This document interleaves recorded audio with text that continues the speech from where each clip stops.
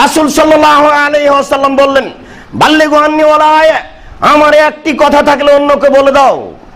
বনি ইসরাইলের কাহিনী বলো, কোনো দোষ নেই, সাবধান। আমার কথা বলতে গিয়ে, বনি ইসরাইলের কথা বলতে গিয়ে কোনো রূপক কথা বলো না। যদি কোনো রূপক কথা বলো, মান কাযাবা আলাইয়া মুতাআম্মিদান ফালিয়াতাবাওয়া মাকাদাহু মিন নার, কেউ যদি কোনো কথা আমার দিকে ধাবিত করে, সেই কথা যদি আমার না হয়, তাহলে তার থাকার জায়গায় জাহান্নাম। প্রায় আমার মিথ্যা কথা বলছে, কিসসা কাহিনী বলছে, রূপক কাহিনী বলছে। উমর রাদিয়াল্লাহু তাআলা আনহু বাড়ি থেকে বের হলেন, শুনেছেন যে বোন ভগ্নিপতি মুসলমান হয়েছে, সেই জন্য মারার জন্য বের হয়ে গেলেন। মোহাম্মদকে মারার জন্য বের হয়েছে। রাস্তায় বলছে যে তুমি মোহাম্মদকে মারতে যাচ্ছ, নিজের ঘর সামলাও। কি হয়েছে? তোমার বোন তো মুসলমান। তো ওখানে গিয়ে বাড়িতে ঢুকে বোনকে মারতে আরম্ভ করেছে। তো মারার পরেও বোন পরিবর্তন হয় না, দুলাভাই পরিবর্তন হয় না। এক পর্যায়ে উমর বলছে যে তোমরা কি পড়ছিলে সেটা শোনাও। তখন বোন বলছে যে ভাইয়া এভাবে শোনা যাবে না, আপনি ওযু করেন। কিভাবে ওযু করা লাগে? ওযু কর। তারপরে বোনকে শোনালো সূরা তাহার আয়াত। একবারে ডাহা মিথ্যা কথা।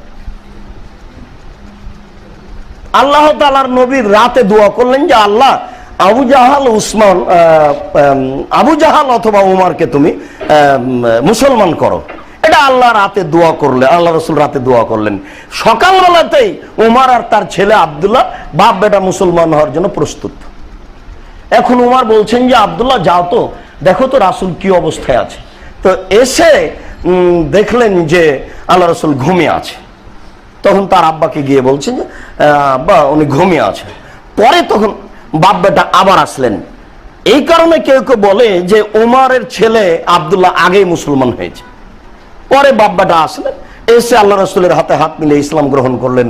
তো ওই ঘটনা এখানে আসলো যে, ওই ঘটনা এইরকমই। ছোটকালে আপনি যেমন পড়েছিলেন যে মুহাম্মদ সাল্লাল্লাহু আলাইহি সাল্লাম যে রাস্তা দিয়ে হাঁটতেন, একজন বুড়ি সে রাস্তায় কাঁটা পুঁতে রাখতো। নবীর পায়ে কাঁটা ফুটলে বুড়ি খুশি হতো। একদিন নবী দেখলেন রাস্তায় কাঁটা নেই, নবী ভাবলেন বুড়ির কিছু হয়েছে, তাই তিনি তার বাসায় গেলেন।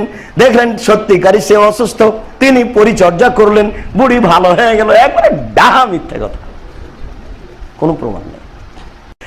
30 পারা কোরআন আছে, এরপরে হুজুরের হয় না। হুজুরকে কাহিনী কেসা বলা লাগে।